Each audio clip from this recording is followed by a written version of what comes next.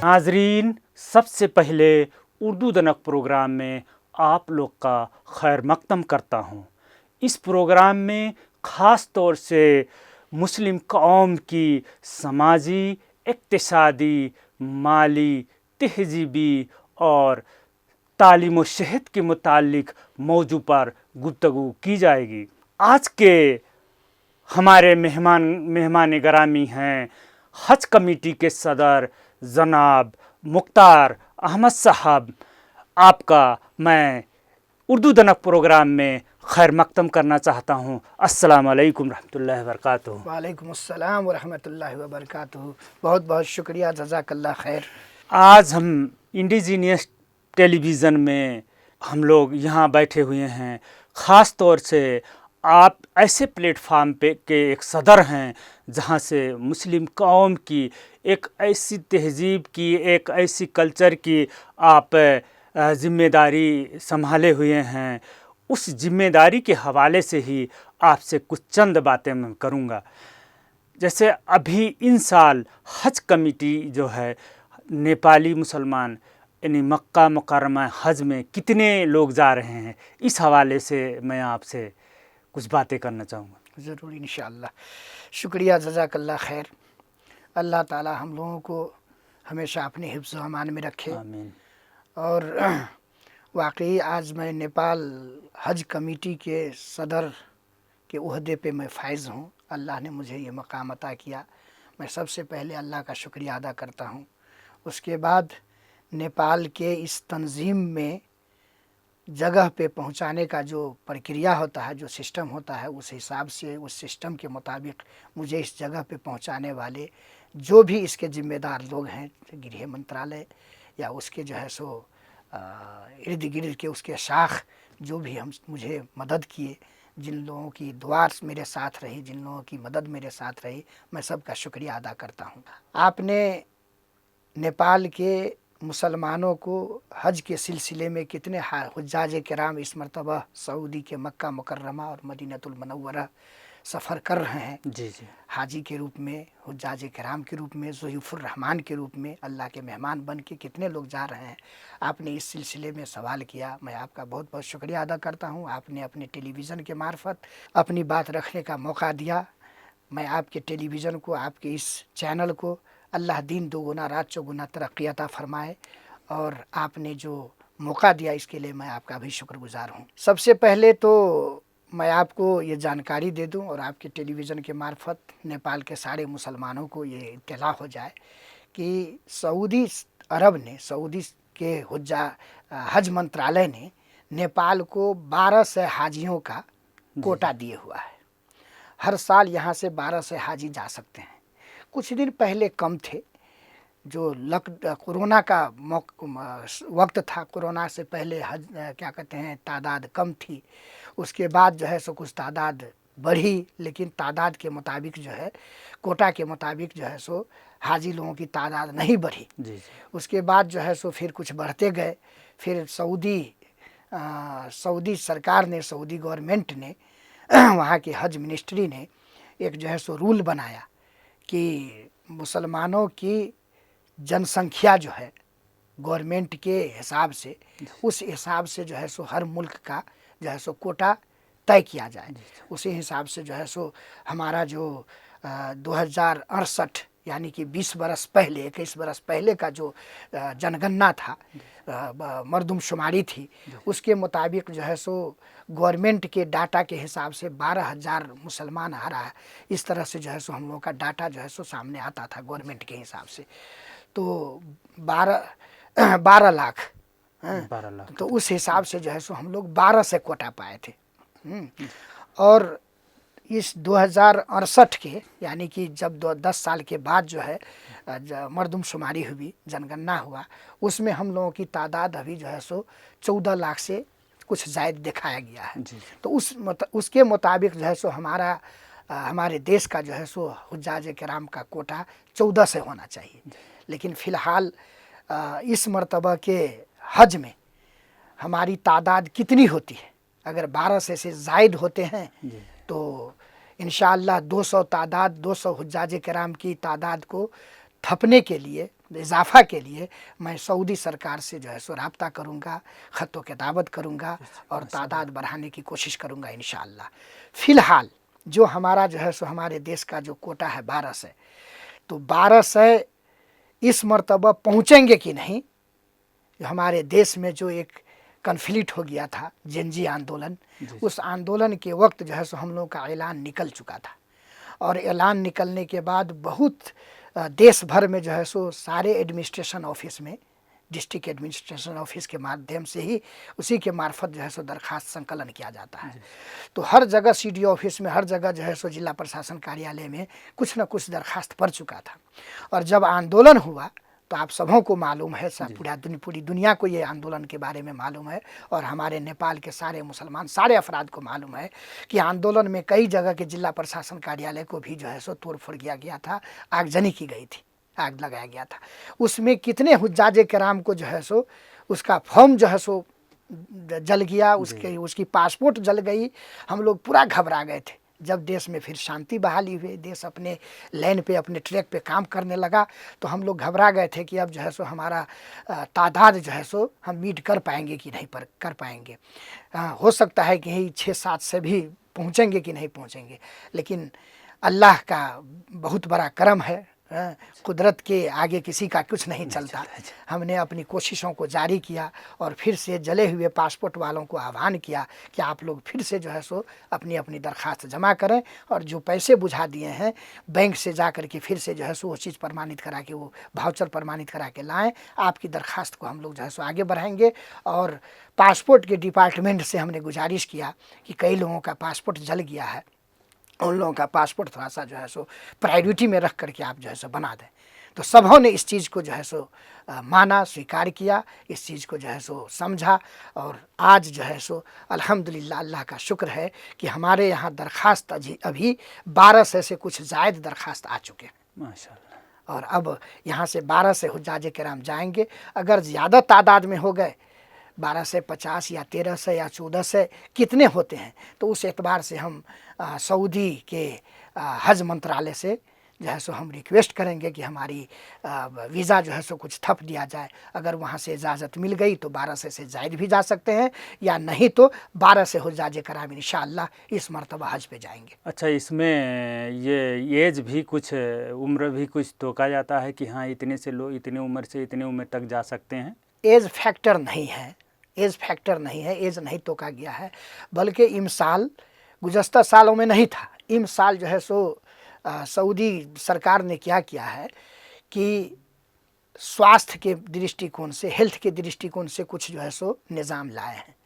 वो क्या है कि जैसे कोई किडनी फेलियर पेशेंट है, एज जितना भी हो, बीमार तो जो है सो कम उम्र के लोग भी होते हैं, ज़्यादा उम्र के भी लोग होते हैं। ज़्यादा उम्र के लोग तंदुरुस्त भी होते हैं, कम उम्र के लोग कमज़ोर भी होते हैं।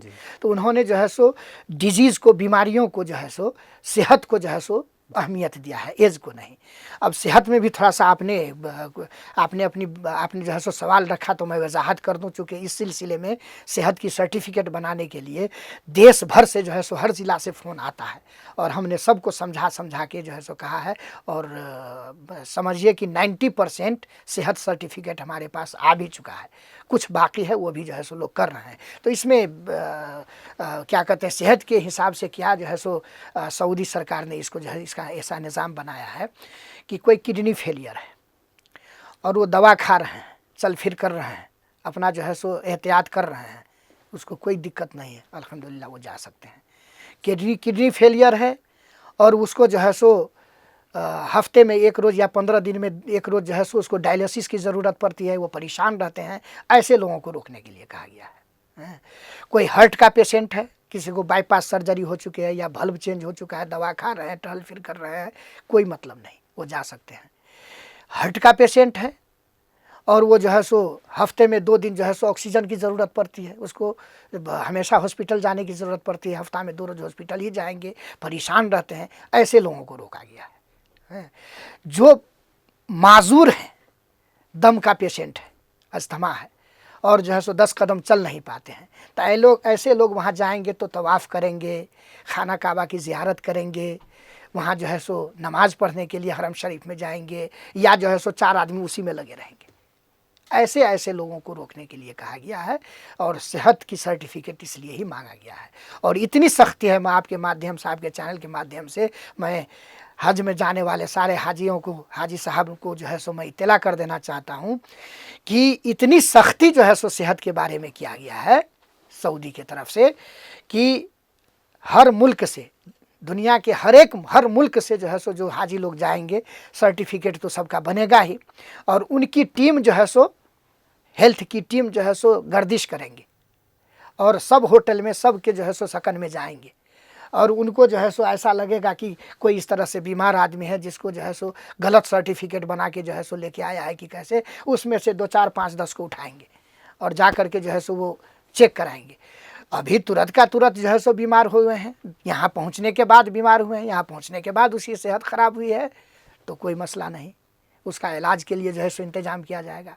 नहीं, अगर जो है सो पहले से बीमार है और उसको गलत सर्टिफिकेट सर्टिफाई करके लाया है तो उसको वहीं से पैक कर देगा और उसकी जवाबदेही उसके मुल्क के हज की इंतजामिया कमेटी होंगी। ऐसा सख्ती है। तो इसके लिए आपने क्या बनाया है? इसके लिए हमने जो है सो सूचना जारी किया, हर जगह जो है सो सबों को खबर किया, फ़ोन करके किया, और सबसे सब लगभग जो है सो बहुत सारे हाजियों और बहुत सारे क्या कहते हैं हमारे मौलाना लोग, मुफ्ती लोग, हमारे जो है सो मुस्लिम अगवा लोग, हमारे जो है सो हर क्षेत्र में काम करने वाले हमारे मुसलमान भाइयों को जो है सो हमने इत्तला किया और सबसे राब्ते में है कि उन लोगों को समझाया जाए कि इस तरह की जो है सो, इस तरह के लोग जो है सो न जाएं, और अगर है तो इलाज करा के तंदुरुस्त हो जाएं।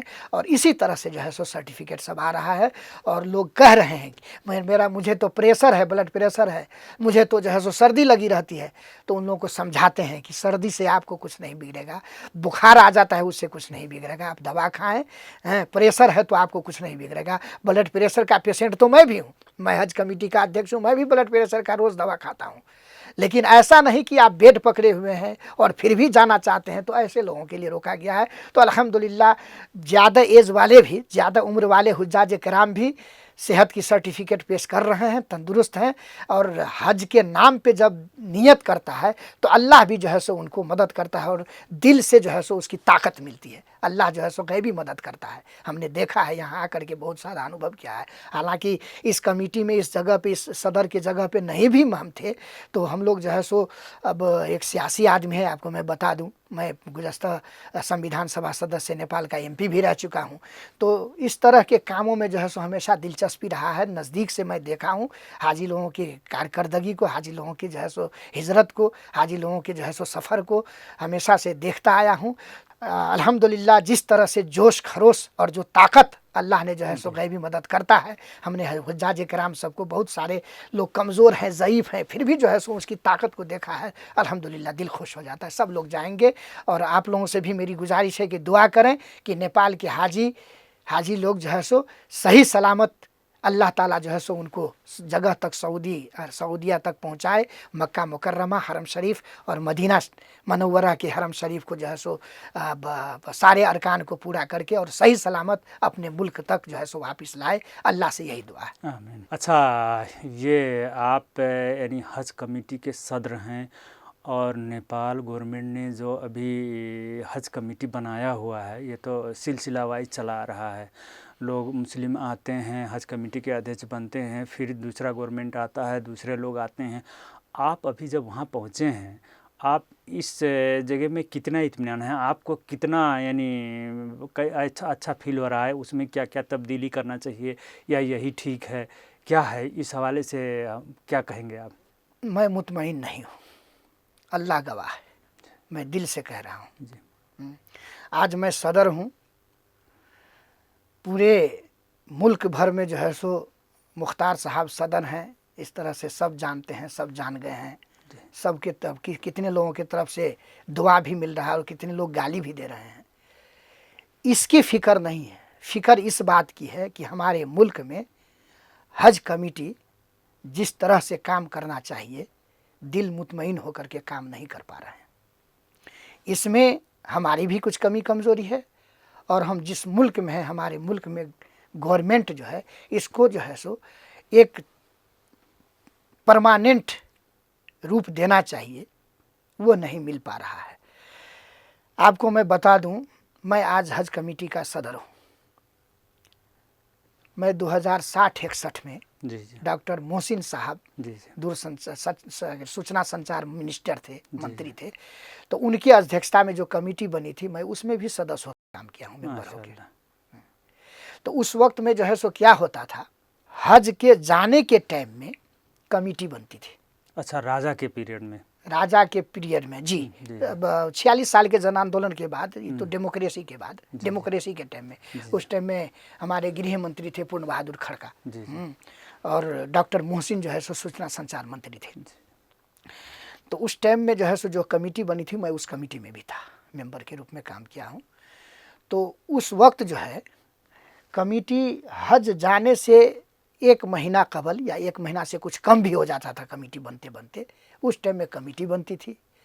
हाजी लोगों के जो है सो इंतज़ाम के लिए जो कुछ काम करना पड़ता था करते थे, वीज़ा वगैरह का जो है सो इंतज़ाम करते थे, और हाजी लोग जाते थे, और हाजी वापस आने के बाद कमेटी जो है सो अपना प्रतिवेदन बुझा दिए, कमेटी ख़त्म, डिजॉल्व। तो उस टाइम में जो है सो बहुत सारी परेशानी भी थी हम लोगों से। उस टाइम में तो जो है सो आपको क्या कहते हैं, दिल्ली सऊदी के एम्बेसी से, दिल्ली से यहाँ जो है सो प्रतिनिधि आते थे और किसी होटल में ठहरते थे, यहाँ इंतज़ाम किया जाता था, वो लोग खुद इंतज़ाम करते थे, पैसे वगैरह का वो लोग खुद खर्च करते थे, यहाँ इंतज़ाम कर दिया जाता था किसी होटल में, और यहाँ बैठ करके हाजी लोगों का वीज़ा जो है सो ठोकते थे। अच्छा, वो लोग लगा देते थे। उससे कबल नेपाल का पासपोर्ट जो है सो ले करके कमेटी के लोग दिल्ली या बांग्लादेश जाते थे और वहाँ से स्टैंपिंग करा के आते थे। अच्छा, उससे पहले। और हम लोग जिस टाइम में थे उस टाइम में यहाँ आकर के स्टैंपिंग किया गया था। अभी तो जो है सो अब यहाँ एम्बेसी जो है सो यहाँ जो है सो आ गई है, तो एम्बेसी से जो है सो कुछ दिन, एम्बेसी से कुछ सालों तक एम्बेसी से स्टैंपिंग होता गया। अभी फ़िलहाल तो इतना जो है सो इतनी सहूलियत हो गई है कि आप जो है अब जो है सो क्या कहते हैं, सिस्टम में जो है सो पासपोर्ट स्कैनिंग करके और उसका जितना कागजात है सब जो है सो सिस्टम में डालते हैं और उधर से वीज़ा प्रिंट होके आ जाता है। माशाअल्लाह, अल्हम्दुलिल्लाह बहुत सारा डेवलपमेंट हो गया है। लेकिन हज कमेटी जो गृह मंत्रालय बनाते हैं वो जो है सो 2 साल के लिए बनता है, और ऐसा जो है सो हम लोगों का जो है कार्यविधि है, हमारा जो है सो उसका जो प्रोस्पेक्टस है, जो विधान है, कानून है, अगर गृह मंत्री चाहें तो किसी वक्त हटा सकते हैं। अब मान लीजिए हम 2 साल के लिए हैं, अब कौन सा जो है सो गवर्नमेंट, कौन सा गृह मंत्री हमको किस वक्त हटाएंगे, हमेशा दिल में जो है सो दिमाग में ऐसा जो है सो हलचल रहता है। इसी तरह से जो है सो खौफ ये नहीं कि हम हट जाएंगे, खौफ ये कि हम जो करना चाहते हैं वो नहीं कर पा रहे हैं, नहीं हो पा रहा है। पहले साल में हमको तो 5 महीना या 4-5 महीना हुआ है आए हुए। हम श्रावण के महीने, नेपाल के श्रावण के महीने में मैं अपॉइंटमेंट पाया हूँ, और आते ही जो है सो हज का प्रोग्राम सब जो है सो हम आगे बढ़ाना शुरू कर दिए हैं। अब मान लीजिए इसमें जो है सो हम इमसाल हाजी लोगों को लेके जाएंगे, कहाँ कहाँ क्या कमी कमज़ोरी हुई, कहाँ सुधार करना पड़ेगा, कहाँ क्या करना पड़ेगा, हम दूसरे साल उसको जो है सो सुधार करके ले जाने की कोशिश करेंगे। उसके बाद जो है सो तीसरे हज में कहीं हो सकता है मुकम्मल तौर पे जो है सो इस तरह से करने में अच्छा रहेगा, बेहतर रहेगा, तो एक लाइन जो है सो हम दे सकते हैं ताकि आने वाले कमेटी भी इसको करे। बीच में ही अगर हम हट गए और दूसरा जो आए तो फिर तो वही सीखने में लगेगा। इसलिए और देश में और मुल्क में हज का मिनिस्ट्री है, हज मंत्रालय है। हम यहाँ हज कमेटी के सदर के रूप में जाते हैं, चेयरमैन के रूप में जाते हैं, लेकिन वहाँ जो है सो मिनिस्ट्री के साथ खड़े होकर के जब एग्रीमेंट करते हैं तो हमें वहाँ मिनिस्ट्री का जो है सो प्रोटोकॉल दिया जाता है। तो मेरी गुजारिश है नेपाल सरकार से कि ये जो है कोई ऐसी वैसी कमेटी नहीं है जो आप आज बना दें और कल इसको हटा देंगे, किसी को ला के रख देंगे तो होगा। हमारे अपने कम्युनिटी को भी सुधार करना पड़ेगा कि आज कोई इस जगह पे काम करने के लिए गया है तो इसको मदद करें, सुझाव दें, सलाह दें, और सही रास्ते पर चलने के लिए जो है सो इसको हमेशा क्या कहते हैं टॉर्चर करते रहें, सुझाव देते रहें, उसको लाएं सही रास्ते पर। हम लोग करते क्या हैं, पीछे पड़ जाते हैं कि इसको हटा करके हम कैसे बनेंगे, इसको हटा करके हम कैसे बनेंगे। तो हम अगर अपनी ही कम्युनिटी से सुधार नहीं कर पाएंगे तो गैर कौम क्या करेंगे। अच्छा, तो हम लोगों को चाहिए, मैं ख़त्म कर रहा हूँ, तो हम लोगों को चाहिए कि इसको जो है सो कम से कम 5 साल का कार्यकाल दे और इसका जो है सो हैसियत थोड़ा सा बढ़ाए। या तो गृह मंत्री खुद जा करके जो है सो वहाँ गवर्नमेंट टू गवर्नमेंट जो है सो समझौता करने का जो है सो एक निज़ाम बने, तो ये तो हो नहीं सकता है। मक्का मुकर्रमा में, मक्का में जो है सो सारा चीज़ जो है सो किया जाता है और मक्का में जो है सो गैर मुस्लिम के लिए इजाज़त है नहीं। करने के लिए तो हज कमेटी के ही अध्यक्ष करेंगे।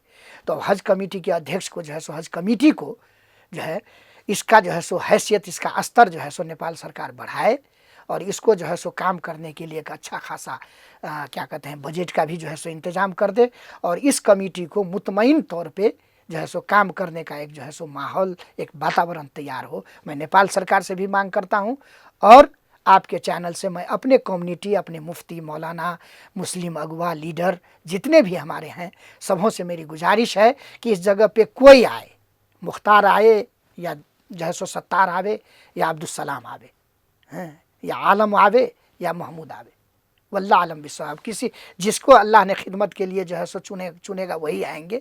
और जो भी आए मुतमईन तौर पे काम करने के लिए जो है सो हम लोगों को ही इन्वायरमेंट तैयार करना पड़ेगा। अल्लाह ताला इसकी तौफीक दे। अच्छा, मेरा कहना है जैसे मान लीजिए ये गृह मंत्रालय के मातहत है और ये एक यानी मजहबी काम है, अगर इसको हम यानी कल्चरल मिनिस्ट्री के अंतर्गत रख करके एक यानी कल्चरल मिनिस्टर ही बना करके उसको अंतर्गत में हिंदू का रखा जाए, बौद्धिस्ट का रखा जाए, मुस्लिम का रखा जाए, तो जो रहे वहाँ कमती में 5 साल काम करे, सिर्फ हज का ना करे और सारी चीज़ें हैं, मस्जिद है, मदरसा है, सारी चीज़ें हैं।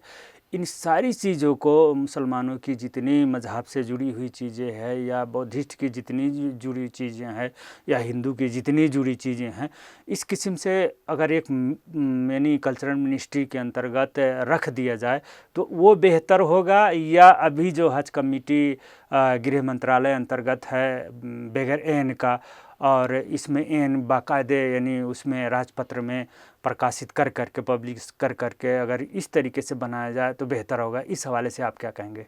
देखिए, संस्कृति मंत्रालय अंतर्गत पशुपति विकास कोष है कि नहीं है? तो पशुपति विकास कोष जो है सो एक अपना काम कर रही है, उसमें भी पॉलिटिकल अपॉइंटमेंट है। तो जाहिर सी बात है पशुपति विकास कोष में जो है सो मुस्लिम कम्युनिटी के लोग तो नहीं जाएंगे, जाएंगे तो हिंदू धर्मावलंबी के ही हजरात जाएंगे।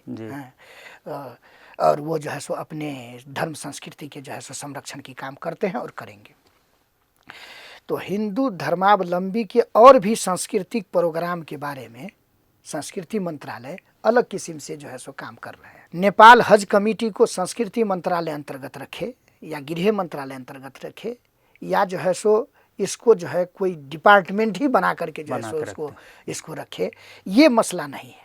मसला ये है कि इनको जो है सो कानून बना करके इसका जो है सो इसको अपने पैर पे अपने हिसाब से काम करने के लिए जो है सो एक स्वतंत्र जो है सो इंडिपेंडेंट जो है सो इसको कर दे, ताकि जो है सो ये अपना काम अपने निज़ाम के हिसाब से करता चला जाए।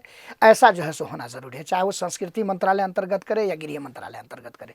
लेकिन मैं आपको एक बात बता देता हूँ, संस्कृति मंत्रालय अंतर्गत पशुपति विकास कोष है तो उसका एक अलग निज़ाम है, वो यहीं के संरक्षण करते हैं। कहने के लिए तो हम नेपाल हज कमेटी कहते हैं, लेकिन इससे जुड़ा हुआ कई मंत्रालय का जो है सो लिगेसी रहता है। जैसे परराष्ट्र हो गया, परराष्ट्र मंत्रालय, आपको क्या कहते हैं कि कानून मंत्रालय, अर्थ मंत्रालय हैं, और जो है सो क्या कहते हैं एडमिनिस्ट्रेशन के हिसाब से गृह मंत्रालय हैं। ये इतने 3-4 मंत्रालय जो है सो इससे जुड़े रहते हैं।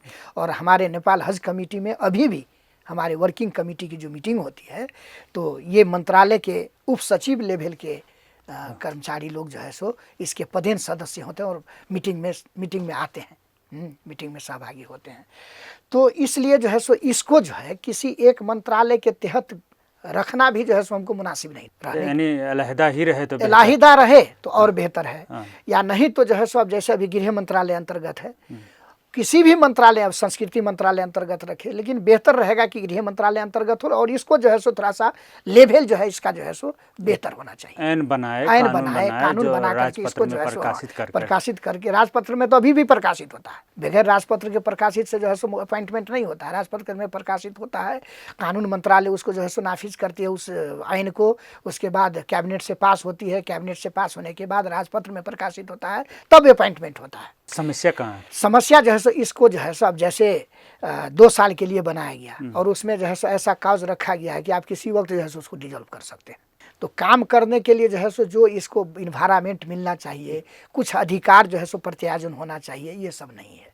जैसे अब जैसे जो है सो हम समझौता हम करते हैं, लेकिन आर्थिक दृष्टिकोण से जो है सो सदर का कोई जो है सो इन्वॉल्वमेंट नहीं है। अब बजट जो है सो बजट की इतनी कमी रहती है कि हम चाह करके भी जो है इसको व्यापक प्रचार प्रसार नहीं कर पाते हैं। अब ज़रूरत होती है जो है सो सऊदी जाने का, सऊदी जाने के लिए 2 बार या 3 बार जाने की ज़रूरत होती है, लेकिन गवर्नमेंट जो है सो सिर्फ कॉन्फ्रेंस में 1 बार जाने के लिए इजाज़त देती है। आप अगर बार बार जाएंगे तो अपने हिसाब से जा सकते हैं, अपने पैसे से जाइए, अपने खर्च से जाइए। और गवर्नमेंट के हिसाब से अगर जाएंगे, गवर्नमेंट के जो है सो अब इस पे जाएंगे तो सिर्फ 1 बार कॉन्फ्रेंस में जाइए। इस तरह से जो है सो कुछ चीज़ बंधा हुआ है जो काम करने के लिए जो है सो आगे बढ़ना चाहते हैं लेकिन नहीं कर पाते हैं। जैसे यहाँ हज हाउस की ज़रूरत है, हाजी सब जो है सो देश भर से आते हैं, तो बस वही कश्मीरी मस्जिद और नेपाली जामे मस्जिद के सहारे जीना पड़ता है।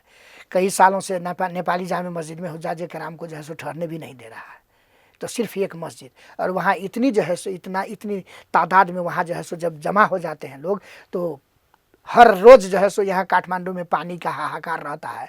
तो एक जगह आदमी जमा हो जाएंगे तो जितनी भी पानी लाएं, जितनी भी क्या करें, उसमें भी खास करके मुसलमानों को 5 वक्त जो है सो वज़ू करना है, गुस्ल करना है, पाक साफ रहना है, इस सब के लिए जो है सो थोड़ी सी परेशानी होती है। अगर हज हाउस के लिए अब 2 साल में हम क्या करेंगे, मैं मिजाज बना के आया था कि हज हाउस के लिए जो है सो आगे बढ़ूँगा। अब देश में जो है सो ना गवर्नमेंट स्थायित्व है, अब किससे बात करूं, कहाँ कैसे आगे बढ़ूं, तो सोचते सोचते ही जो है सो वक्त गुजर जाता है और बीच में कमेटी जो है सो ख़त्म हो जाती है। इसलिए जो है सो इसको काम करने के लिए जैसे और डिपार्टमेंट सब है और विभाग सब है, काम करने के लिए वो लोग जो है सो अपना एक आयन पाए हुआ है, कानून है, उसके तहत जो है सो अपना काम जो है सो पूरा मिजाज बना के जो है सो मुतमईन होकर काम करते हैं। इस तरह का माहौल होना ज़रूरी है हज कमेटी के लिए। हाँ, बहुत बहुत शुक्रिया। जैसे आपने इससे पहले संविधान सभा के मेंबर भी रह चुके हैं और ऐन कानून के बनाते समय भी आपने बहुत सी चीज़ें, आपके तजुर्बात भी हैं। और मैं एक चीज़ ये जोड़ना चाह रहा हूँ, अभी फ़िलहाल जो हमारे इलाके यानी मधेश के इलाके में ये कन्फ्लिक्ट है मुसलमानों के बीच में, क्या संविधान यानी आप लोगों ने जो कॉन्स्टिट्यूशन बना रहे थे उस समय ऐसी कोई चीज़ छुटी है जिसके वजह से अभी ये कन्फ्लिक्ट हुई है, या जो पॉलिटिकली जो यानी चाहे प्राइम मिनिस्टर के उसमें बैठे हों या मिनिस्टर के उसमें बैठे हों, इन लोगों के वजह से हो रही है, क्या है इसके बारे में क्या कहेंगे आप? मैं मधेश से ही बिलोंग्स करता हूँ जी। मैं सिरहा का रहने वाला हूँ, और मधेश के 8 ज़िला में जो है सो ज़्यादातर इस तरह का जो है सो माहौल देखा गया है। बार बार जो है सो कोई न कोई बहाने जो है सो कन्फ्लिक्ट होता है। हिंदू समाज के लोग मुसलमान पे अटैक, मुसलमान समाज के लोग हिंदू पे अटैक, हिंदू घर के ऊपर जो है सो अटैक, इस तरह से जो है सो कुछ दिनों से देखा गया है। हालांकि मैं स्टूडेंट्स लेवल से, स्टूडेंट टाइम से ही मैं राजनीति में हूँ, कभी जो है सो इस तरह का माहौल नहीं देखा गया था। और मुझे अपने नेपाल के माहौल पे, अपने नेपाल के संस्कृति पे, अपने नेपाल के सामाजिक एकता पे मुझे गर्व है। मैं स्टूडेंट्स पॉलिटिक्स में था तो मैं नेपाल विद्यार्थी संघ का जिला सभापति, मैं इलेक्शन लड़के जो है सो जीत के नेपाल विद्यार्थी संघ का जिला अध्यक्ष बना था, डिस्ट्रिक्ट प्रेसिडेंट। और उस टाइम में जो है सो मुसलमानों में इतनी जागरूकता भी नहीं थी कि कितने लोग पढ़ रहे हैं। तो सारे लोग जो है सो उसी समुदाय के, गैर मुस्लिम ही लोग, यादव समुदाय के लोग, साहूजी समुदाय के लोग, गुप्ता समुदाय के लोग, और क्या कहते हैं पहाड़े समुदाय के लोग, यही साथी लोगों के बीच में जो है सो एक मुस्लिम जो है सिरहा जैसे जगह में हम इलेक्शन लड़के स्टूडेंट पॉलिटिक्स में जो है सो हम जिला का सदर बने थे। आज जो है ये चीज़ देख रहे हैं तो बहुत तकलीफ़ हो रही है। आपने कहा संविधान सभा में जो कानून बना उसमें कोई इस तरह की बात, देखिए संविधान में कोई इस तरह की बात नहीं है। और न कानून में इस तरह की कोई बात है कि कहीं कन्फ्लिक्ट हो। संविधान तो इतना अच्छा संविधान है कि सारे धर्म संस्कृति के समुदाय को अपना अपना धर्म संस्कृति मानना, उस पे चलना, उसके संरक्षण के लिए, उसके काम के लिए, उसके जो है सो तरक्की के लिए काम करने के लिए सबको जो है सो संविधान ने जो है जगह दिए हुआ है। आपको नेपाल जैसे जगह में मुस्लिम आयोग जो है सो बनाया गया है। आखिर बनाने वाले लोग कितने मुसलमान थे? संविधान सभा में 601 थे हम लोग, सिर्फ 19 मुसलमान थे सारे पार्टियों से उस टाइम में। तो मुस्लिम आयोग बना, मधेसी आयोग बना, थारू आयोग बना, आदिवासी जनजाति आयोग बना, दलित आयोग बना, और सब लोगों को अपनी अपनी धर्म संस्कृति पे चलने के लिए जो है सो छूट दिया गया। लेकिन आज जो इस तरह की बात हो रही है तो न किसी नेता के तरफ से न गवर्नमेंट के तरफ से ये हो क्या रहा है कि नेपाल के संस्कृति को, नेपाल के सामाजिक एकता को, और अभी जो व्यवस्था है इस व्यवस्था में सारे लोग जो है सो अपने अपने हिसाब से जो है सो अपने अपने धर्म संस्कृति को जो है सो जगेरना करने के लिए जो लगे हुए हैं, ये व्यवस्था को, इस व्यवस्था को किसी गलत तत्वों ने ऐसा नज़र लगाया है कि इस व्यवस्था को फेल करने के लिए जो है इस तरह का माहौल क्रिएट करता है। हम लोग अभी भी गांव में जाते हैं, सब आदमी के साथ बैठते हैं, मिलते हैं, करते हैं। मैं तो इलेक्शन भी लड़ा हूँ, तो कहाँ इस तरह की माहौल कहीं नहीं देखा गया। लेकिन आज कहीं कहीं जो देखा जाता है तो उसमें जो है सो एक तो बात तो मानना पड़ेगा, अगर कोई पॉलिटिकल पर्सन या पॉलिटिकल पार्टी अगर उन लोगों का संरक्षण करता तो कोई पार्टी आगे आता, बात होती है, मारपीट होती है, मुद्दा चलता है और नियम कानून के हिसाब से जो है सो मुद्दा आगे बढ़ती है। कोई पॉलिटिकल पार्टी जो है सो उन लोगों को भी संरक्षण नहीं देता है, ऐसे इस तरह के वातावरण बिगाड़ने वालों को। तो इसमें है क्या कि हम लोगों के मिजाज में जो है सो कमी कमज़ोरी है। अगर जो है कुछ गलत तत्व जो है सो, कुछ गलत प्रवृत्ति के लोग इस तरह का जो है सो माहौल बिगाड़ रहे हैं, इस व्यवस्था को जो है सो ख़त्म करने के लिए जो है सो जिस तरह से साजिश हो रही है, उसमें हम मुसलमानों को भी और गैर मुस्लिम के भी सारे जिम्मेदार लोगों को जो है सो अलर्ट होकर, सतर्क होकर इसमें आगे बढ़ना होगा। बहुत बहुत शुक्रिया, आपने टाइम दिया और आकर के अपनी बातें रखी। जज़ाकल्लाह खैर। आपको भी बहुत बहुत शुक्रिया। अल्लाह ताला जो है सो हम अभी जिस जगह पे हैं और हाजियों को जो है सो सऊदी अरब के लिए जो है सो जिस तरह से हम इंतज़ाम अभी कर रहे हैं और हमारा प्रोग्राम आगे बढ़ रहा है, मैं आपके चैनल के माध्यम से सारे लोगों से ये इस साल के हज को और आने वाले दिनों में भी नेपाल के मुसलमानों को हज में जाने का जो है सो हर तरह का जो है सो जो भी मुश्किलात आवे, अल्लाह ताला उसको जो है सो आसानी में बदल दे और नेपाल के हाजियों के हज को अल्लाह ताला जो है सो बेहतर से बेहतर तरीके से हर अरकान को मुकम्मल करने और हज को कबूल करे। अल्लाह से यही दुआ करता हूँ। नाजरीन, आज का उर्दू दनक प्रोग्राम यहीं पर ख़त्म होता है। अगले हफ्ता एक नए मौजू के साथ आप लोग के खिदमत में फिर हम हाजिर होंगे। तब तक के लिए हमें अब्दुल सलाम खान को इजाज़त दें। अल्लाह हाफिज़।